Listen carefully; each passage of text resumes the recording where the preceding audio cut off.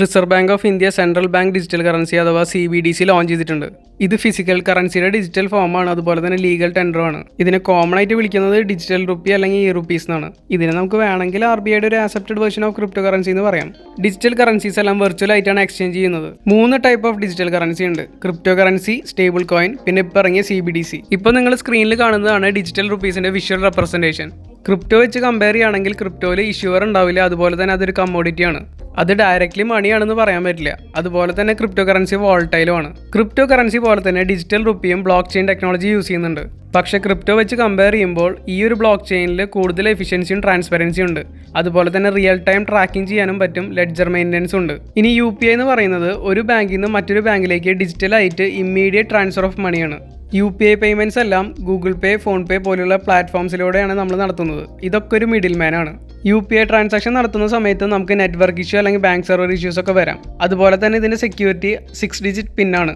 UPI വഴി നമ്മൾ ഒരാൾക്ക് കാശ് അയക്കുമ്പോൾ നമ്മുടെ നിന്ന് ഡെബിറ്റ് ആയെന്നും അവരുടെ ക്രെഡിറ്റ് ആയെന്നും കാണിക്കും. എന്നാൽ അപ്പോൾ തന്നെ ഫിസിക്കലായിട്ട് ക്യാഷ് അങ്ങോട്ട് പോകുന്നില്ല. അതിന് പകരം എല്ലാ ബാങ്ക്സും ട്രാൻസാക്ഷൻസ് ഒക്കെ ടാലി ചെയ്തിട്ട് ഓരോ ബാങ്കിനനുസരിച്ച് ഇയർ എൻഡ്, മന്ത് എൻഡ് അല്ലെങ്കിൽ ഡേ എൻഡിൽ അവർ ഈ ക്യാഷ് അങ്ങോട്ടും ഇങ്ങോട്ടും അയക്കുകയാണ് ചെയ്യുക. എന്നാൽ ഡിജിറ്റൽ കറൻസി അങ്ങനെയല്ല.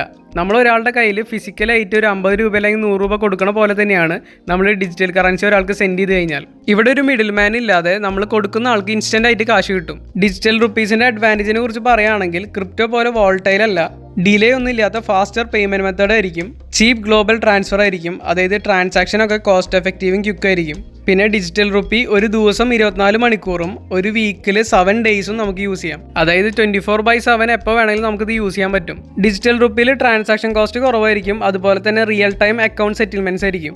ഫിസിക്കൽ കറൻസി വെച്ച് കമ്പയർ ചെയ്യുകയാണെങ്കിൽ ഡിജിറ്റൽ കറൻസിക്ക് മാനുഫാക്ചർ ചെയ്യേണ്ട ആവശ്യമില്ല, മാനുഫാക്ചറിംഗ് ഫെസിലിറ്റീസിന്റെ ആവശ്യമില്ല. പിന്നെ ഫിസിക്കൽ കറൻസിക്ക് വരുന്നത് പോലെ സോയിലിംഗും ഫിസിക്കൽ ഡിഫക്റ്റും ഒന്നും ഉണ്ടാവില്ല.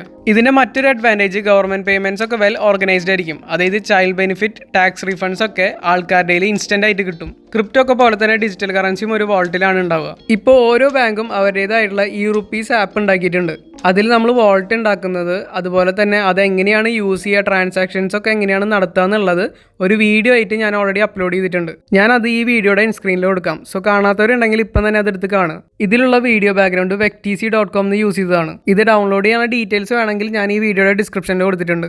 ഈ വീഡിയോ ഇഷ്ടപ്പെട്ടാൽ വീഡിയോ ലൈക്ക് ചെയ്യുക, കമൻറ്റ് ചെയ്യുക, ഷെയർ ചെയ്യുക. ഈ ചാനൽ സബ്സ്ക്രൈബ് ചെയ്യാത്തവരുണ്ടെങ്കിൽ ഇപ്പം തന്നെ മറക്കാണ്ട് സബ്സ്ക്രൈബും ചെയ്യുക.